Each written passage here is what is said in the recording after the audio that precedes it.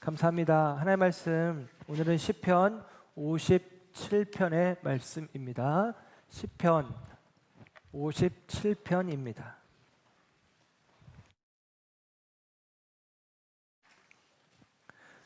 시편 57편 1절에서 11절의 말씀 우리 함께 합독하겠습니다. 시작. 하나님이여 내게 은혜를 베푸소서. 내게 은혜를 베푸소서. 내 영혼이 주께로 피하되 주의 날개 그늘 아래에서 이 재앙들이 지나기까지 피하리이다. 내가 지존하신 하나님께 부르짖으며 곧 나를 위하여 모든 것을 이루시는 하나님께로다. 그가 하늘에서 보내사 나를 삼키려는 자의 비방에서 나를 구원하실지라. 셀라. 하나님이 그를 인자와 진리를 보내시리로다. 내 영혼이 사자들 가운데에서 살며 내가 불사르는 자들 중에 누웠으니 곧 사람의 아들들 중에라. 그들의 이는 창과 화살이요 그들의 혀는 날카로운 칼 같도다. 하나님이여 주는 하늘 위에 높이 들리시며 주의 영광이 온 세계 위에 높아지기를 원하나이다. 그들이 내 걸음을 막으려고 그물을 준비하였으니 내 영혼이 억울하도다. 그들이 내 앞에 웅덩이를 팠으나 자기들이 그 중에 빠졌도다. 셀라. 하나님이여 내 마음이 확정되었고 내 마음이 확정되었사오니 내가 노래하고 내가 찬송하리이다. 내 영혼아 깰지어다. 비파야 수금아 깰지어다. 내가 새벽을 깨우리로다. 주여 내가 만민 중에서 주께 감사하오며 문나라 중에서 주를 찬송하리이다. 무릇 주의 인자는 커서 하늘에 미치고 주의 진리는 궁창에 이르나이다.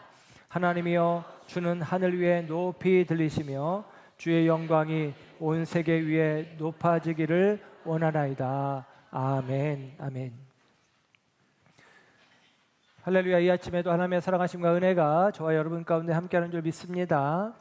우리는 다윗의 이야기를 사무엘서를 통해서 살펴왔고요. 이제 다윗의 노래라는 주제로 다윗이 지은 시편들을 살핍니다. 오늘은 시편 57편의 내용을 통해서 함께 은혜 나누기를 원합니다. 내 마음이 확정되었사오니 이 제목을 가지고 함께 말씀의 은혜 가운데로 나아갑니다. 우리가 지난주에 시편 19편의 말씀 다윗의 시를 살폈는데요. 시편 19편 14절에 다윗은 고백하기를 나의 반석 나의 구속자이신 여호와여 내 입의 말과 나의 마음의 묵상이 주님 앞에 연락되기를 원하나이다. 이런 고백, 여러분 이 고백 속에 저와 여러분이 한 주간을 지내왔는지 모르겠습니다. 그렇게 살아왔으리라 믿습니다. 여러분 우리의 말과 그리고 내 마음의 생각이 묵상이 그리고 우리의 삶이 하나님께서 기뻐 받으실 만한 연락하실 만한 모습들이 되어지기를 주님의 이름으로 축복합니다. 오늘 우리는 이제 시편 57편의 또 다른 다윗의 시를 만나게 되어지는데요. 시편 57편은 독특한 구조가 있는데 5절과 11절이 똑같은 말씀이 반복이 되어집니다. 그래서 5절과 11절 말씀을 보면 하나님이여 주는 하늘 위에 높이 들리시며 주의 영광이 온 세계 위에 높아지기를 원하나이다. 아멘. 이 말씀이 5절에도 11절에도 토시 하나 안 틀리고 똑같이 반복이 되어집니다. 이런 것을 우리로 노래로 치면 이게 뭐예요? 후렴이죠. 후렴구입니다. 히브리시의 후렴구에 해당하게 되어지는데요. 이 후렴구를 기준으로 시가 두 개의 연으로 나뉘어진다라고 볼 수가 있습니다. 시는 보통 구분할 때 1년, 2년, 3년 이렇게 구분을 하잖아요. 그러니까 시편 57편은 1절에서 5절까지가 1년이고 그리고 6절에서 11절까지가 2년이다. 이렇게 생각을 하면 됩니다.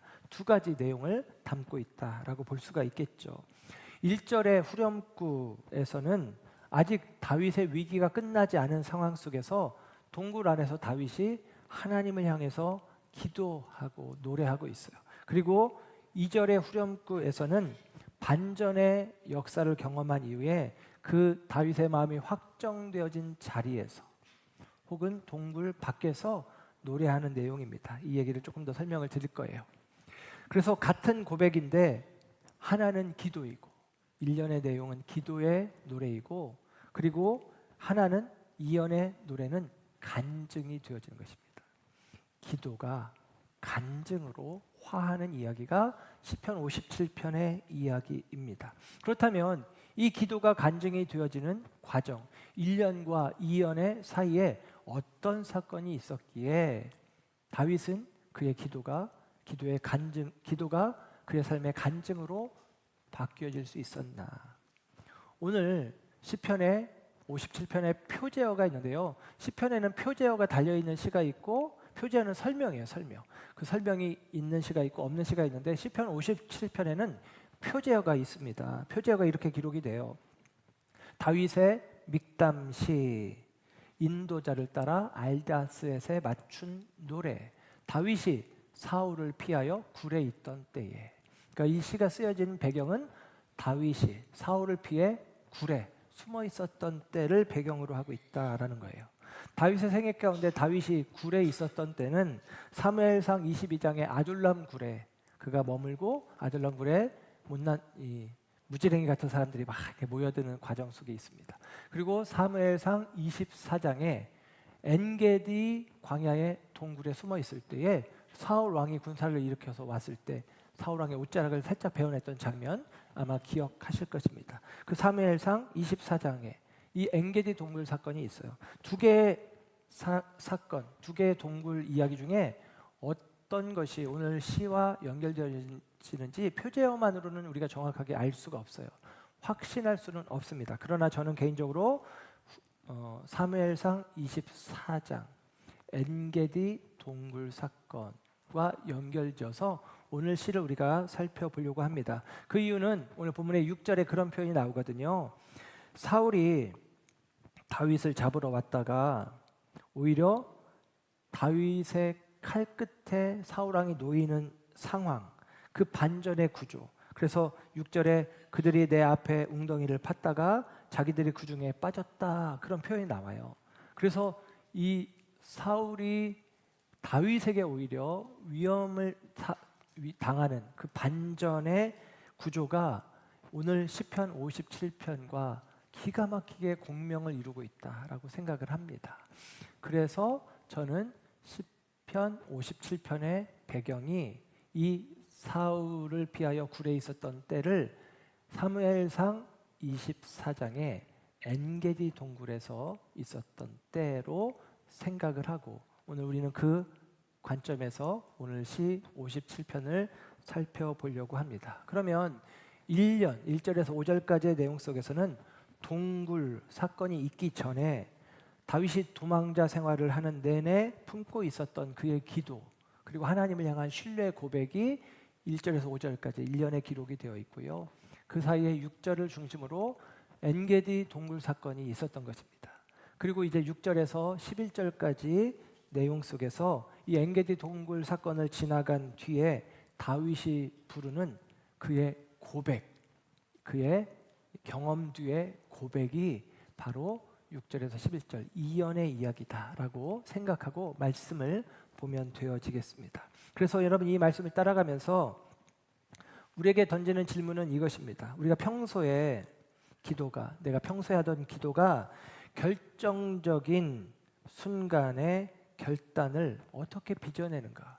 내가 기도하던 사람인데 어떤 결정적인 상황이 있을 때 그 기도가 정말 그 결정적인 상황의 실제적인 결과를 가져오는 기도인가?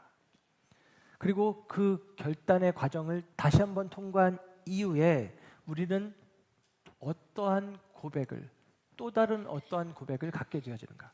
기도가 있고 사건이 있고 또 다른 결단의 고백이 있고, 이것이 한번 우리가 오늘 본문을 통해서 생각해 보려고 하는 것입니다.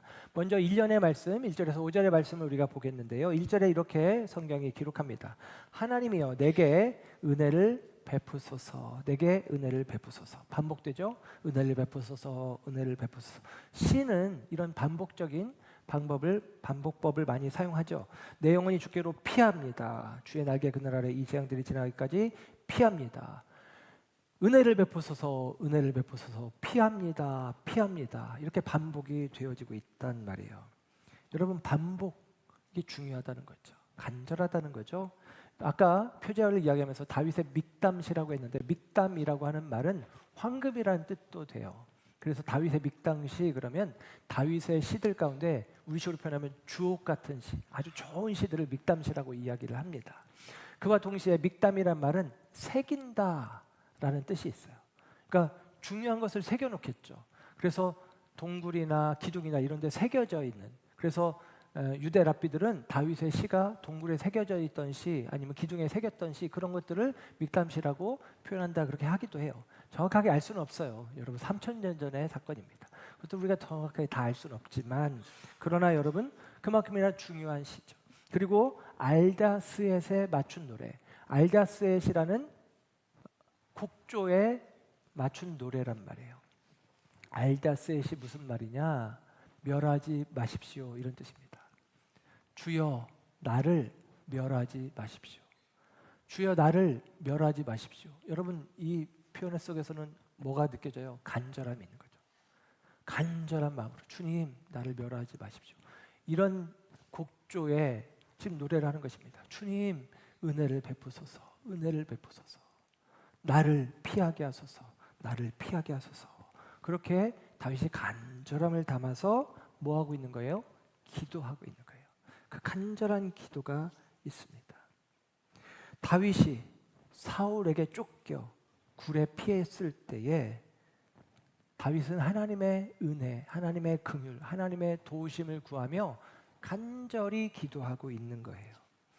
여러분, 다윗은 1절에서 내가 주께로 피합니다 하면서 주의 날개 그늘 아래에 내가 피합니다, 그렇게 이야기해요. 다윗이 피했던 곳은 굴이잖아요. 동굴이잖아요.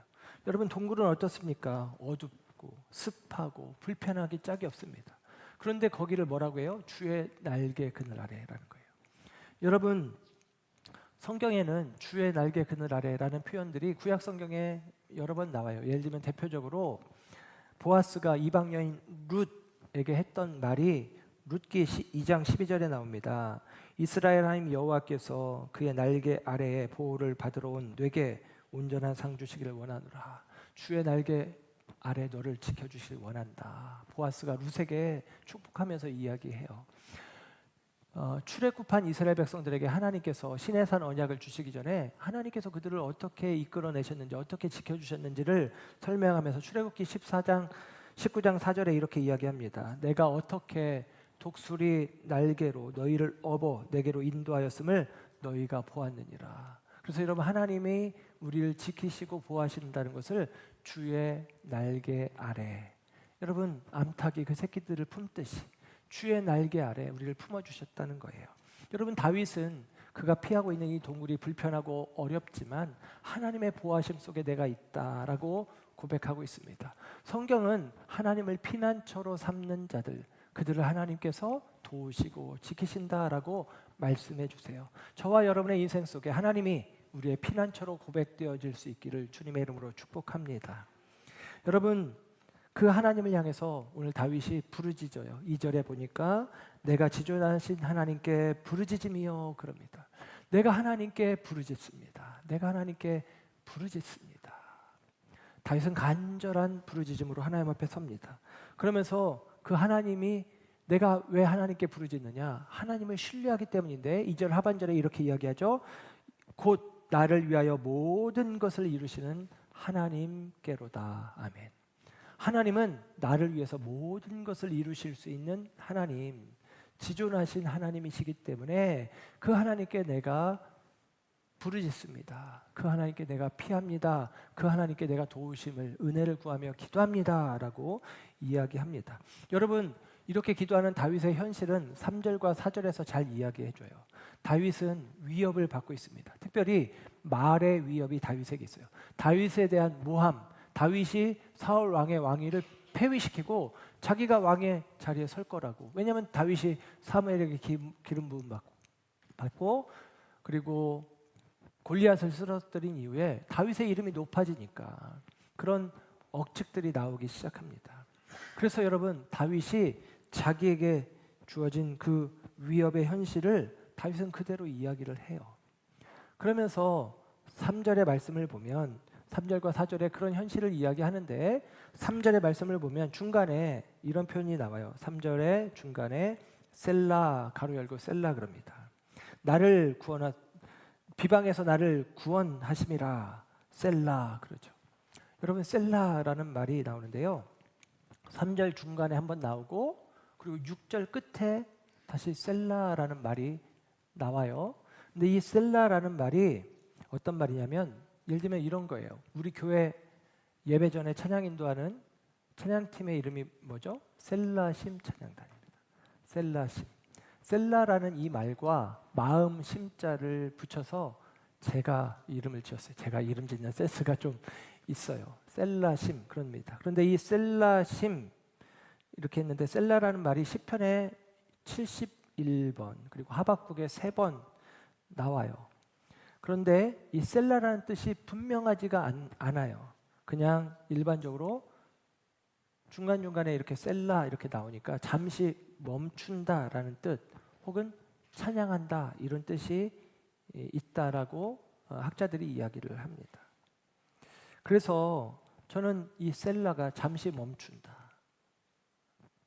이게 굉장히 중요한 것 같아요. 잠시 멈추는 것. 그리고 찬양을 이어가는 것이죠.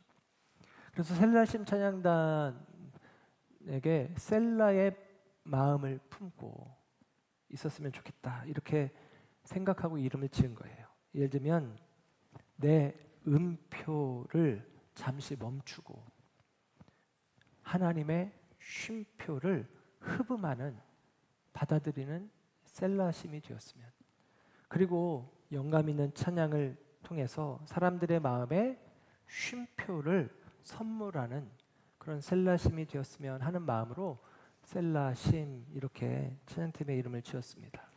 저와 여러분 속에 하나님께서 허락하시는 쉼이 찬양 속에 고백되어질 수 있기를 축복합니다.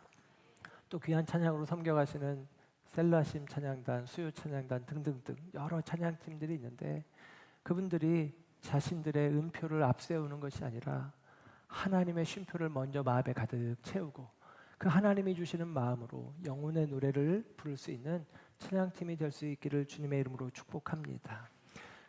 어쨌거나 셀라라는 말은 그래서 쉼표라는 개념으로 이해를 해보면 이 쉼표를 찍고 그 다음에 이야기는 장면이 전환되는 거예요.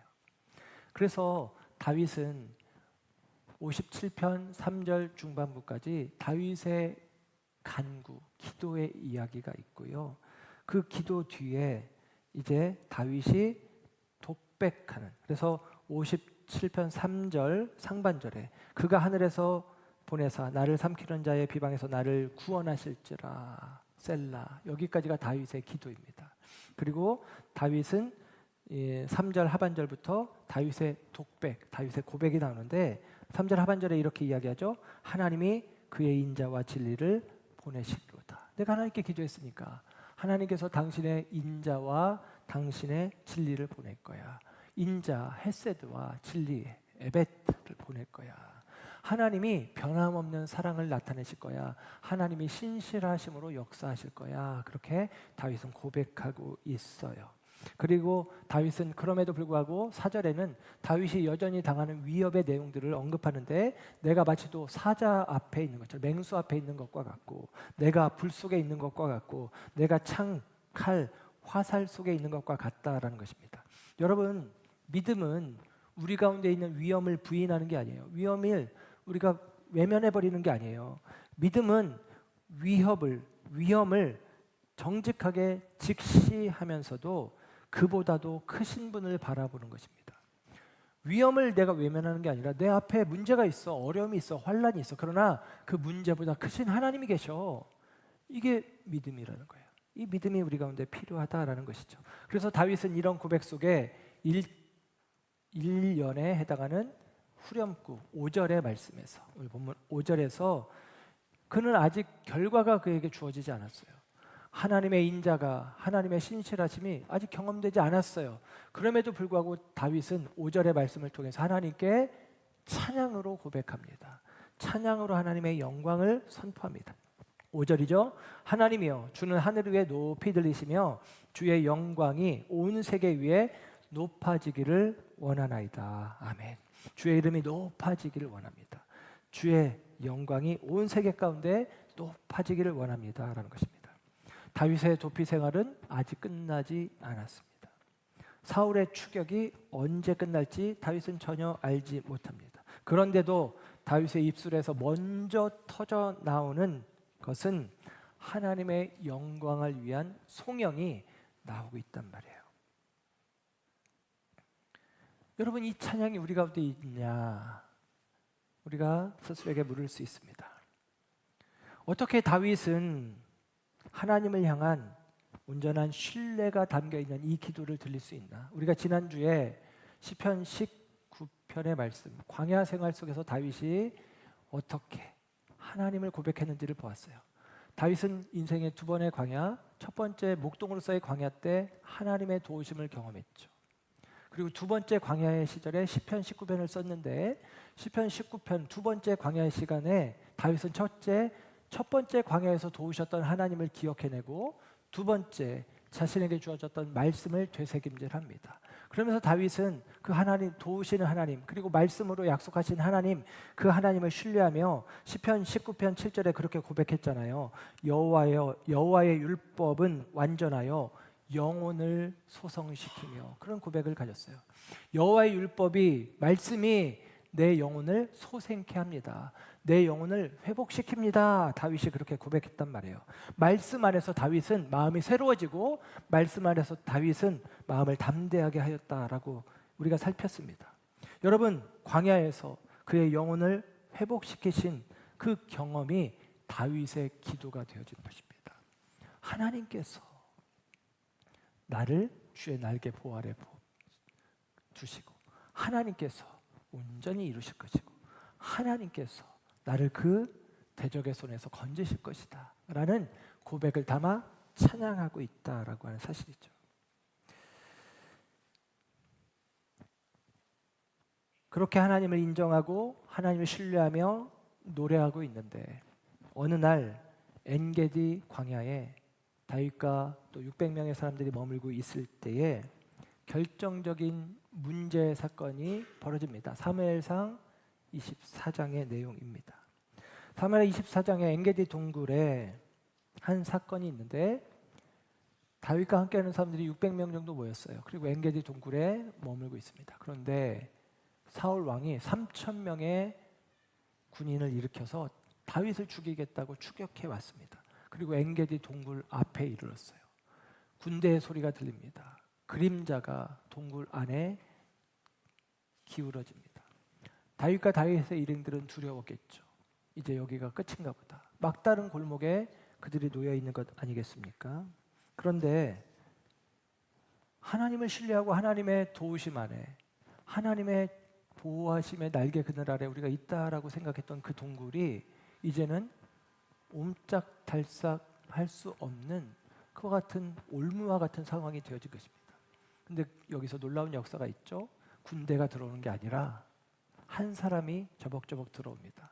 그러더니 동굴 밖을 바라보더니 주저앉아서 볼일을 보기 시작합니다. 뒤를 보러, 곧 볼일을 보러 사울왕 혼자 들어온 것입니다. 이때 사무엘하 24장 4절의 말씀을 보면 다윗의 사람들이 이르되 보소서 여호와께서 당신에게 이르시기를 내가 원수를 내 손에 넘기리니 내 생각이 좋은 대로 그에게 행하라 하시더니 이것이 그날입니다. 그럽니다.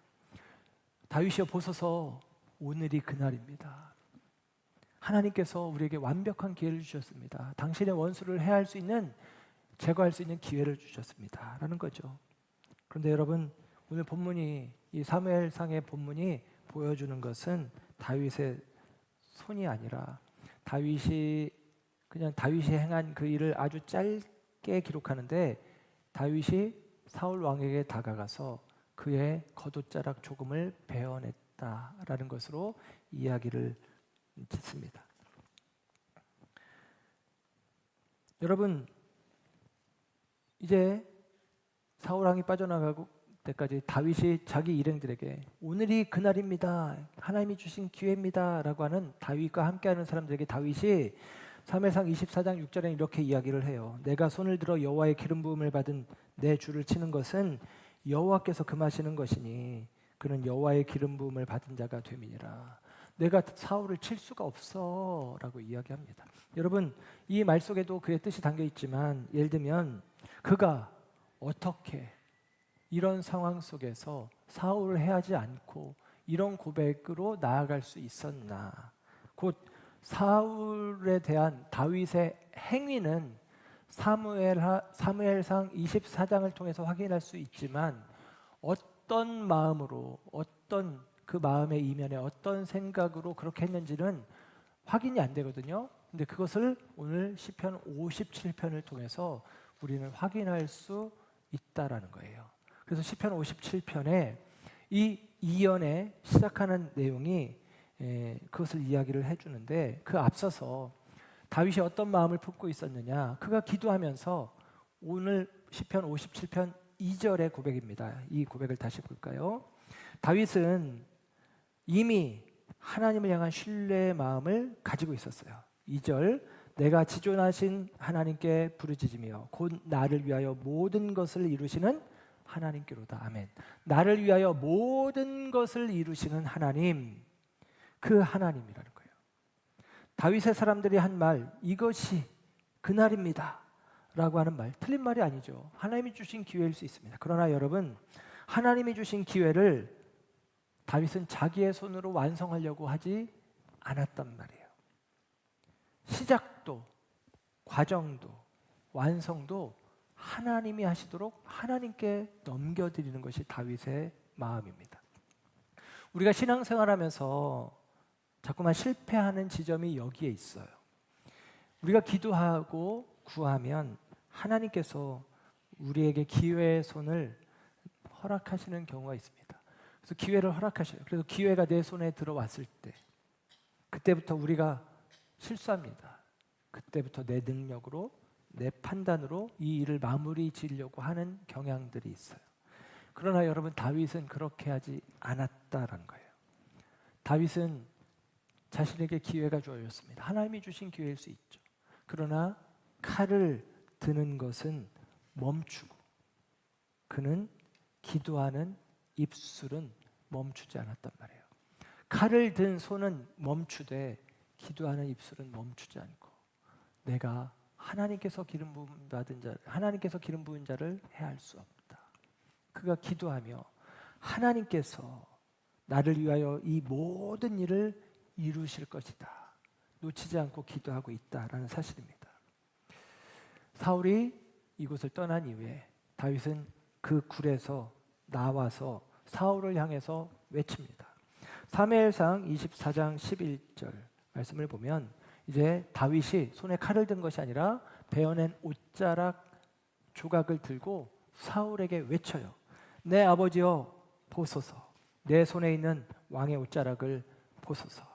내가 왕을 죽이지 아니하고 겉옷자락만 베었은즉 내 손에 악이나 죄가가 없는 줄을 오늘 아실지니이다. 왕은 내 생명을 찾아 해하려 하시나 나는 왕에게 범죄한 일이 없나이다. 여호와께서는 나와 왕 사이를 판단하사 여호와께서 나를 위하여 왕에게 보복하시려니와 내 손으로 왕을 해하지 않겠나이다. 내가 당신 죽일 수 있는 기회가 있었지만 죽이지 않았다. 나는 당신의 왕권을 빼앗을 만한 마음을 품은 적이 없다. 하나님이 판단하실 때 누가 옳은지, 당신, 사울이 옳은지 내가 옳은지 하나님이 판단하시고 내 원한을 하나님이 갚아주실 것이다. 하나님께 맡겨드리죠. 하나님께서 나를 위하여 모든 것을 이루시리라 다윗은 고백하고 있단 말입니다. 그래서 사울이 이 얘기를 듣고 할 말이 없죠. 그래서 네가 나보다 의롭다. 네가 나를 선대하길 바란다 하고선 사울은 이제 다시 왕궁으로 돌아가요. 그러나 여러분, 화해의 말을 남기고 왕궁으로 돌아갔지만 여러분, 우리가 알고 있죠. 우리는 이미 다윗 이야기를 살폈으니까 이 화해는 그리 오래가지 않습니다. 2장 지나서 사무엘상 26장에 가면 다시 군대를 일으켜서 다윗을 죽이겠다고 사울 왕이 쫓아오잖아요. 여러분, 그렇다면 뭐가 바뀌었습니까? 바뀐 게 없잖아요. 상황도 환경도 그대로입니다. 바뀐 게 없어요. 그러나 여러분, 다윗은 시편 57편 후반부의 노래를 통해서 무엇이 바뀌었는지를 우리에게 이야기해 줍니다. 오늘 본문에 먼저 6절의 말씀을 보면 6절 그들이 내 걸음을 막으려고 그물을 준비하였으니 내 영혼이 억울하도다. 그들이 내 앞에 웅덩이를 팠으나 자기들이 그 중에 빠졌도다. 그럽니다. 사울이 다윗을 잡으려고 왔어요. 그런데 정작 그 동굴 안에서 칼이 닿는 거리에 놓인 것은 사울 자신이었던 것입니다. 다윗을 향해 파놓은 함정에 사울 자신이 빠진 형국이죠. 이런 이야기, 이런 기가 막힌 반전의 상황들은 구약 성경에 많이 나옵니다. 대표적으로 아각 사람 하만이 모르드게가 마음에 안 들어서 모르드게를 죽이겠다고 그를 장대 끝에 매달아서 사람들 앞에 본보기가 되게 하겠다고 마음먹었는데 여러분 에스더서를 보면 어떻게 됩니까? 결국은 하만이 자기가 세워놓은 장대 끝에 자기 머리가 매달리는 경험을 하게 되어지는 것입니다. 그런 반전의 패턴이 구약 성경에 많이 있어요. 예. 여러분 하나님께서 기가 막힌 반전의 역사를 이루시는 거예요. 그래서 6절 끝에 셀라라는 말이 있어요. 이 사건, 이 사무엘상 24장에 있었던 엔게디 동굴의 기가 막힌 반전 사건, 그것을 기점으로 7절이야 다윗의 마음이 확인되어집니다. 그래서 7절을 보면 이렇게 기록하죠. 하나님이여 내 마음이 확정되었고 내 마음이 확정되었사오니 그럽니다. 여기서 확정되었다는 말이 시편 93편 2절에도 나오는 표현 중에 이런 표현이 있어요. 주의 보좌는 예로부터 견고히 섰으며 그럽니다. 견고히 섰다라는 말과 확정되었다라는 말이 같은 단어예요. 그래서 이 말은 뭐냐면 다윗이 내 마음이 견고히 세워졌다라고 이야기하는 거예요. 내 마음이 견고하다, 내 마음이 견고하다 그렇게 이야기를 하는 것입니다. 여러분 하나님의 보좌가 견고히 선 것과 같이 동굴 사건을 통과한 다윗의 마음이 확정된 거예요. 견고해진 거예요. 상황은 바뀌지 않았어요. 그러나 다윗의 마음이 바뀌었습니다.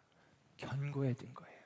흔들리지 않는 단단한 마음이 되었고 내 마음이 확정되었고 확정되었다. 반복하며 그 마음이 견고함을 드러내고 있다라는 사실입니다.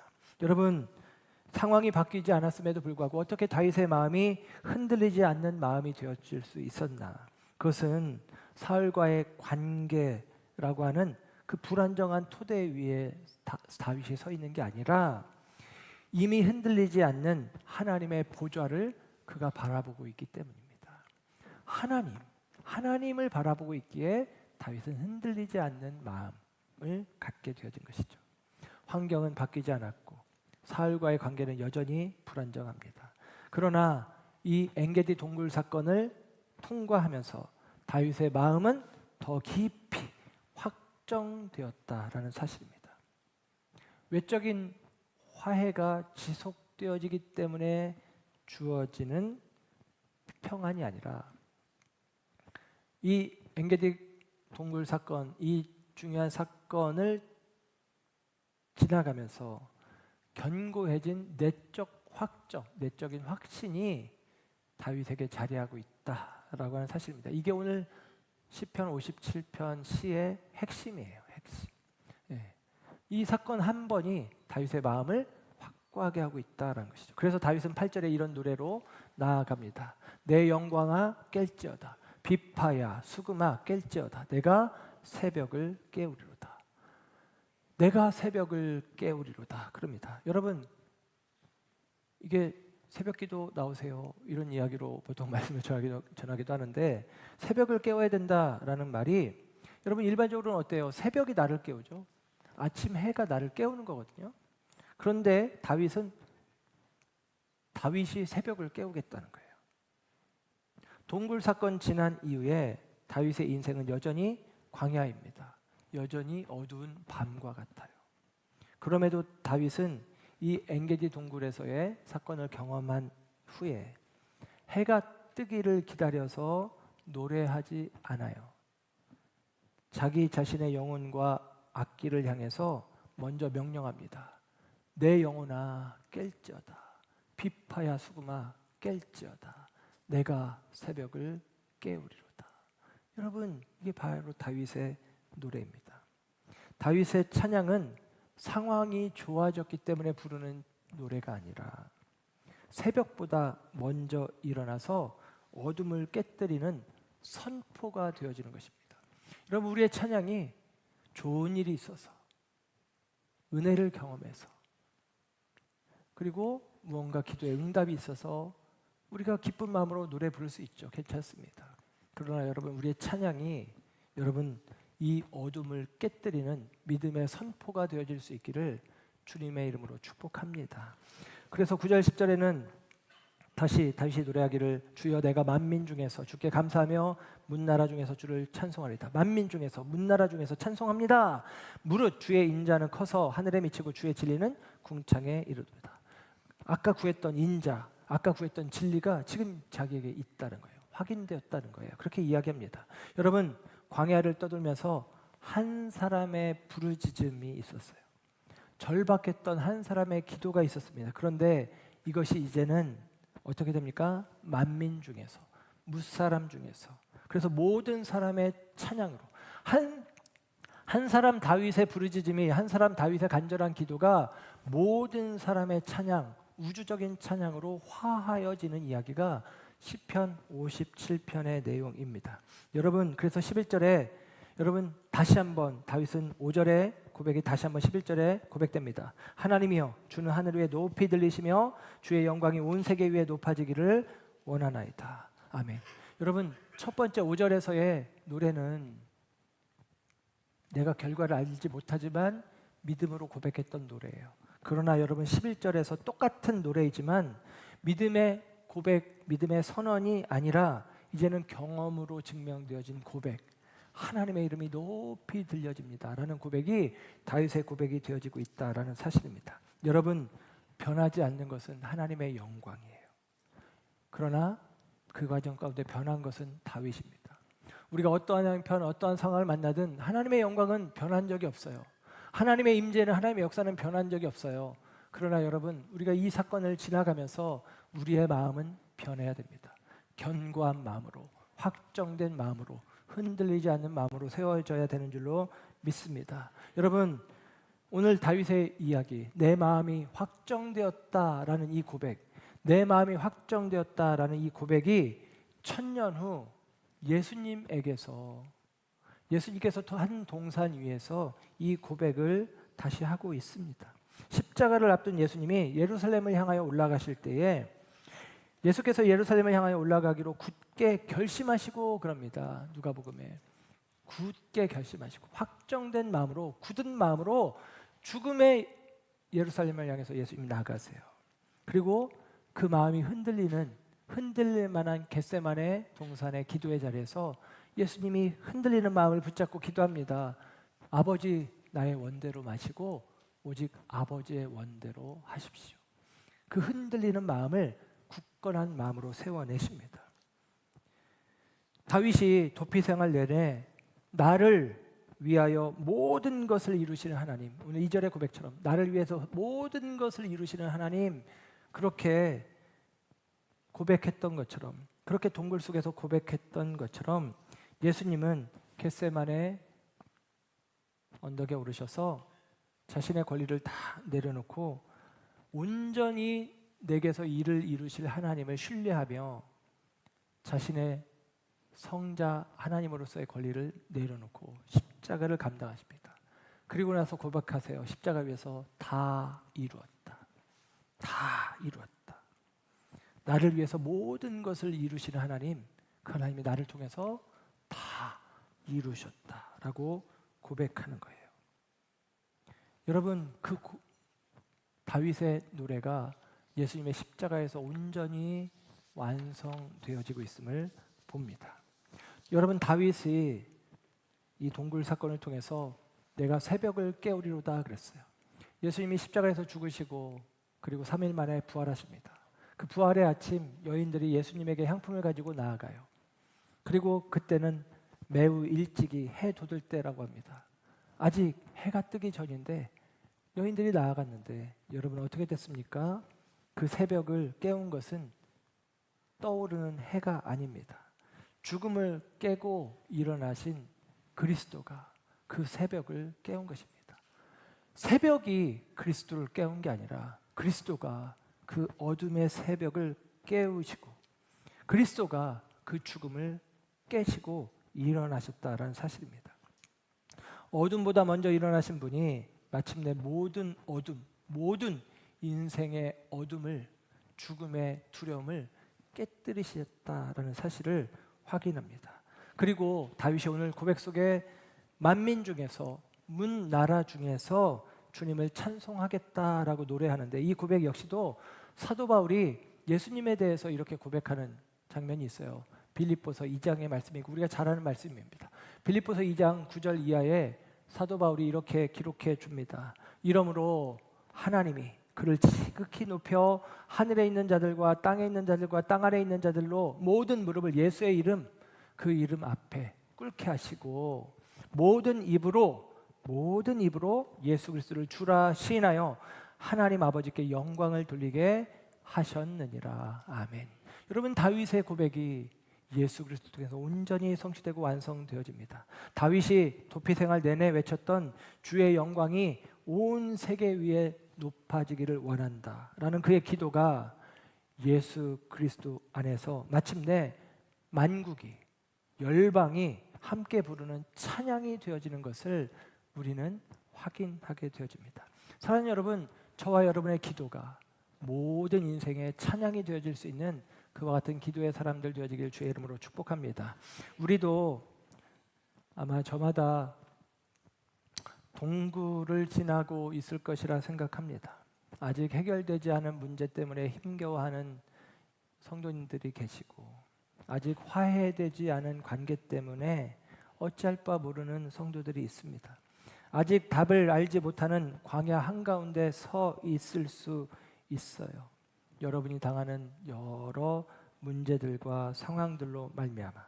그러나 여러분, 그 속에서 우리는 이 다윗의 확정된 마음, 그 마음이 동굴 안에서 그냥 갑자기 생겨난 게 아니라 그 이전에 기도에서 미리 빚어졌음을 생각하십시오. 그래서 여러분, 미리 기도하세요. 그리고 하나님께서 저와 여러분 속에 다윗이 엔게디 동굴 사건을 경험하듯 하나님의 도우심을, 하나님의 은혜를 경험하게 할 것입니다. 그리고 그것마저도 하나님이 완성해 가시는 것까지도 보게 하실 거예요. 그러면 우리는 어떻게 될까요? 이제 우리의 기도가 내일의 결정적인 순간을 결정하는 거예요. 이제 우리의 기도가 우리의 확정된 마음이 되어서 어떠한 상황, 어떠한 형편 속에서도 변함없이, 흔들림 없이 견고한 마음으로 주님을 신뢰하고 주님을 의지하고 주님을 노래하는 그와 같은 삶이 되어질 것입니다. 저와 여러분의 삶이 그와 같은 삶으로 빚어져 가기를 주님의 이름으로 축원합니다. 기도하겠습니다.